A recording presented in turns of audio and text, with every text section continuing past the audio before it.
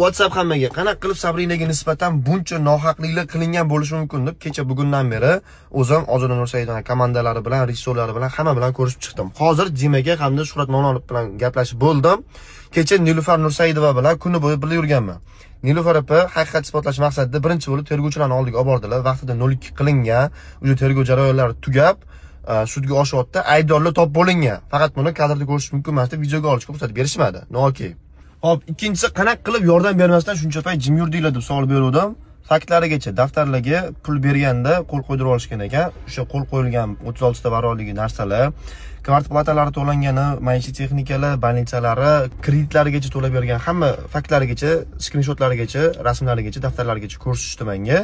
Videoga olsam bo'lansam oldirishmayapti. Nimaga? Chunki bu hammasi tergovga ko'rsatiladigan narsalar undan oldin chiqib ketishi mumkin emas ekan. Hop, Dimaga hamda Shuhrat Mavlonov bilan nimani gaplashdim? Syomka paytida kim bo'lgan, rejissyor, operator kim bo'lgan hammasini fakt kadrlar bilan ko'rsatishdi. Agar biz aybdor bo'lganimizda, ukam o'ylab ko'rgan, biz ushalgan bo'lardik deb aytishdi. O'sha bo'tda tergov ketyapti deb aytishdi. Haqiqatan ham bu narsa to'g'ri. Okey. Menga berilgan fake ma'lumotni tarqatib, akalar nomini, Ozoda Nursaidova nomini ozgina yomon qilib qo'yganim uchun men uzr so'rayman, chunki bu narsani men bilmagan edim, shu yordam berishgan. Sizlar ham bilmasdinglar, mana endi bilib oldinglar. Men xolis inson sifatida ulardan o'rganib chiqdim va bu videoni men kimdandir qo'rqib yoki qistovi bilan olayotganim yo'q. Prosta haqiqatni bilish maqsadida qildim, o'rganib chiqdim. Tez orada bu tema bo'yicha kim aybdor bo'lsa jazosini oladi. Xavotir olmaymiz bu narsadan. Va hammamiz Sabrina tuzalib ketishi hamda aybdorlar jazosini olish tarafdorimiz. Bu narsani suddan keyin yengilliklarini ko'ra olasizlar. Kecha ko'rdinglar. Hamma birlashib Sabrinani operatsiyaga jo'natishyapti. Vot, men oxirida shu narsani xohlagan edim. Tez kunda suddan keyin aybdorlar o'zining jazosini oladi. Har doimgidek pagnali. Yo'lda bo'lgan qizi aytishi bo'yicha, rejissyor gazni bos dedi, men bosdim deyapti. Va eng qizig'i 5 oydan beri bitta qizni nogiron qilib qo'ygan Sevinch Ma'rufova maza qilib ovqatlanyapti, maza qilib uxlayapti. Qanaqa qilib bu qizni vijdon azobi qiynamayapti va qonun oldida javob bermasdan yuribdi. Qilgan videolarda bir necha marta Ozoda opani aybi yo'q deb qaltirab gapirdinglar. Okalar, olinayotgan klipda zakazchik Ozoda opa hamda production rejissyori javobgar mas'ul bo'ladi bu narsalarga. Men ham mediani odamman. Mana Ozoda Nursaidova, sizga odamgarchilik yuzasidan bitta savol.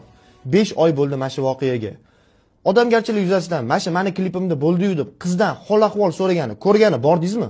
Demak, bundan xulosa qilsak bo'ladi, Doniyor Rajabov produksioni o'ziga yuklatilgan mas'uliyatni his qilmasdan qo'l uchida odamlarning hayoti bilan o'ynashgan holatda ishlaydi. Jabrlanuvchi bizdan uy so'rayapti, deyapsizlar.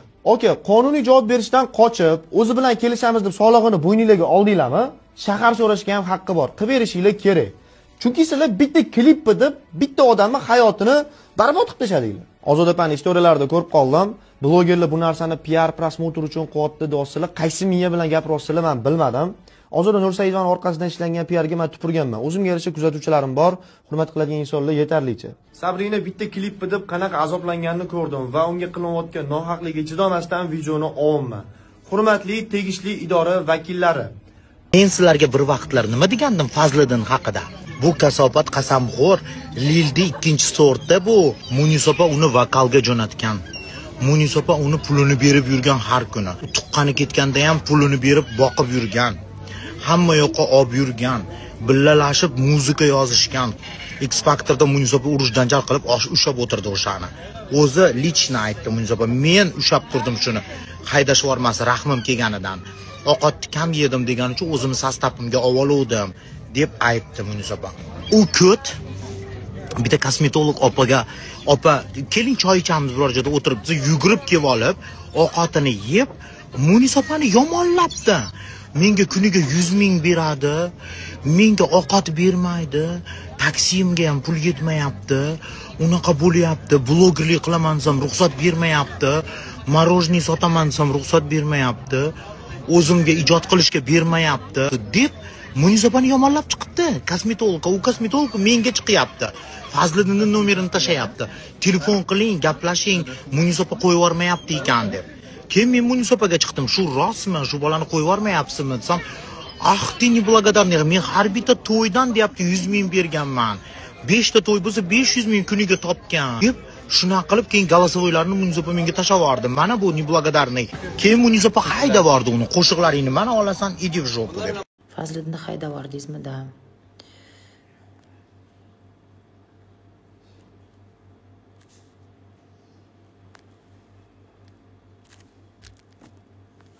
Prям haydab bordim. Da. Yo'l kiralarigacha, dorilargacha, dori darmonlarigacha hammasini ta'minlaganman. Alloh guvoh. Gapirsa ko'p, gap ko'p.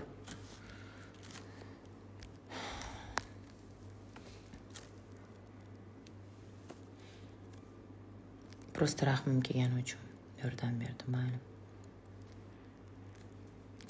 Erim qaytadilar, xudo xolasa, mana yaqin kunlarda inshaalloh. Nima doim odamlar aldab ketadi. Bilmayman, ishonchuvman-da. Ishonchuv. Juda ham hammaga ishonib ketaman. Hammaga yordam bergim keladi, lekin noto'g'ri narsa. Alloh yordam bersin, banda emas.